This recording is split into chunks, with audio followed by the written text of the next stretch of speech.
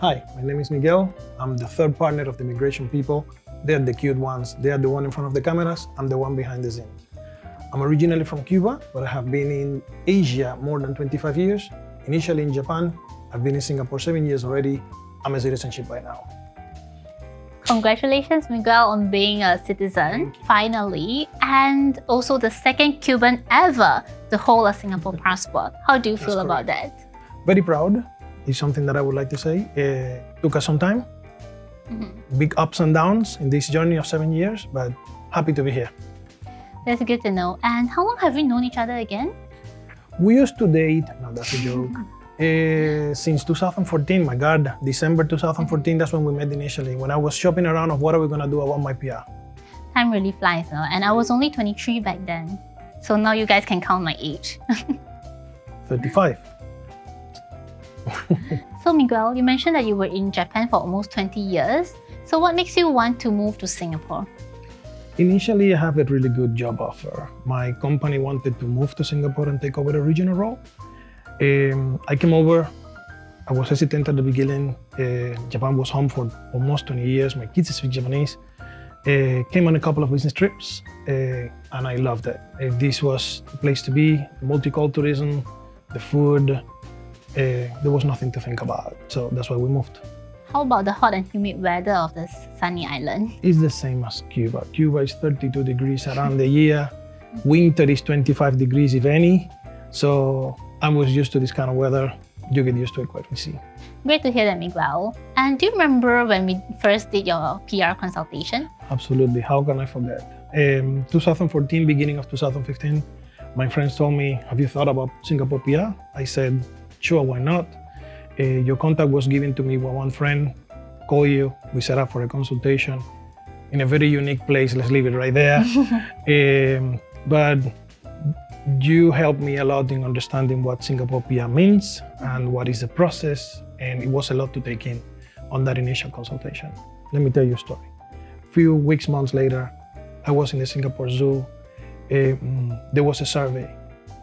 It's Googleable, I guess, can be found in Google, about the Singapore butterfly, 2015. My kids wanted to participate. They did the research. They were ready to submit the butterfly. They were happy.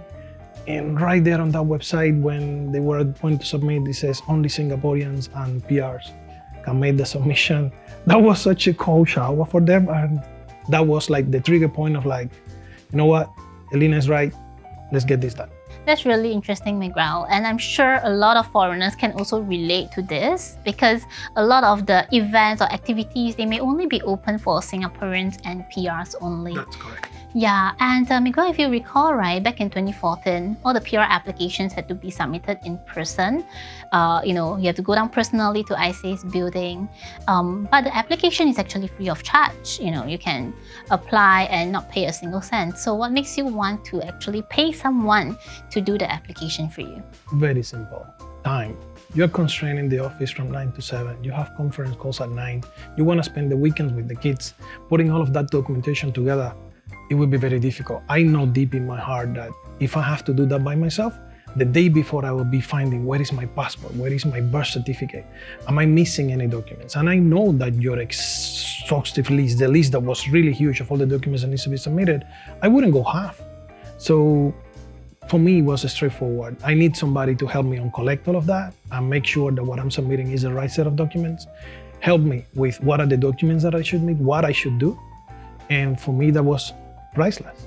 Now I have to tell you a story. You might remember, back then you need to submit in person in ICA, as you rightfully said. So I was there with my deck of paper like this thick. I didn't know that I have so many documents to submit.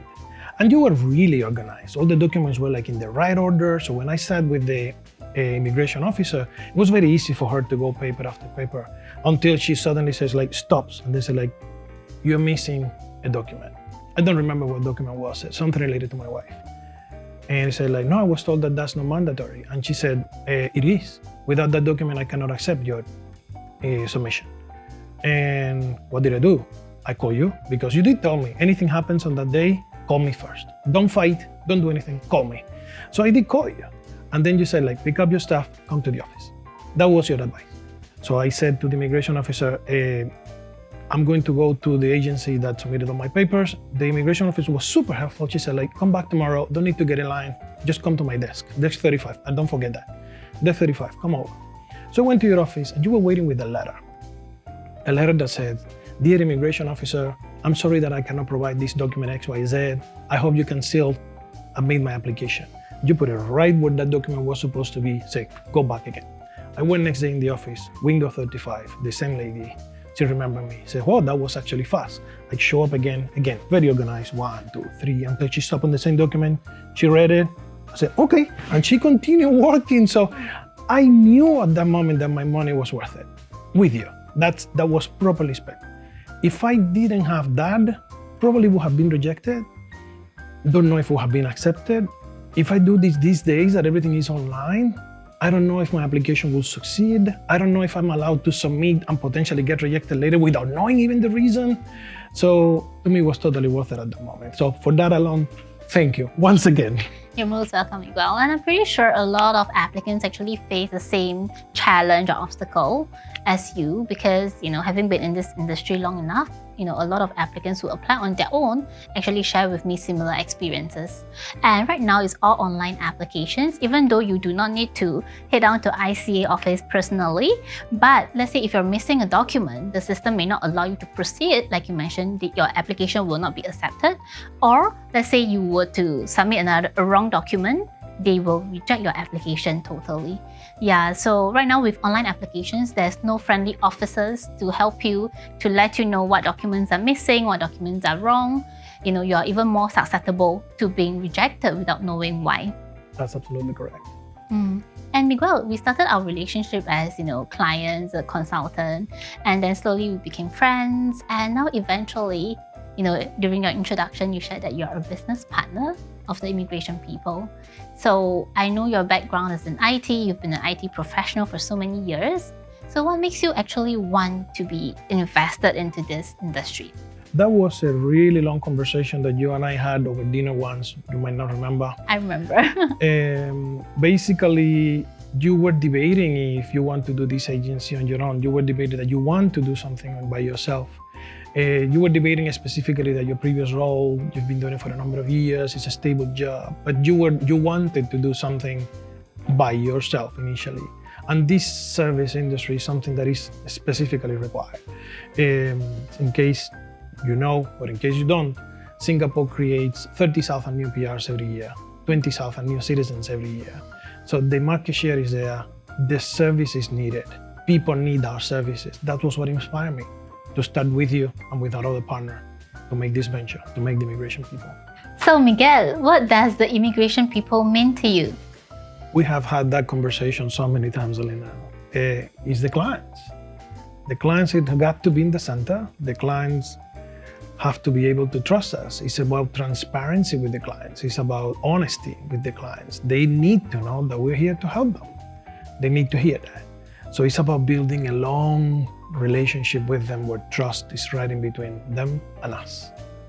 Hey guys! Hey! Hello! I just came out from consultation. How was it? Good! Hey, you came to Singapore after me and you're already a Singaporean. That's correct. I have yet to file mine. What are you I'm waiting gonna file for? it. Yeah, but I'm gonna file it this year. Glad to hear that I inspire you. Yeah, so Miguel, what makes you wanting to become a Singaporean? So many things, Kay.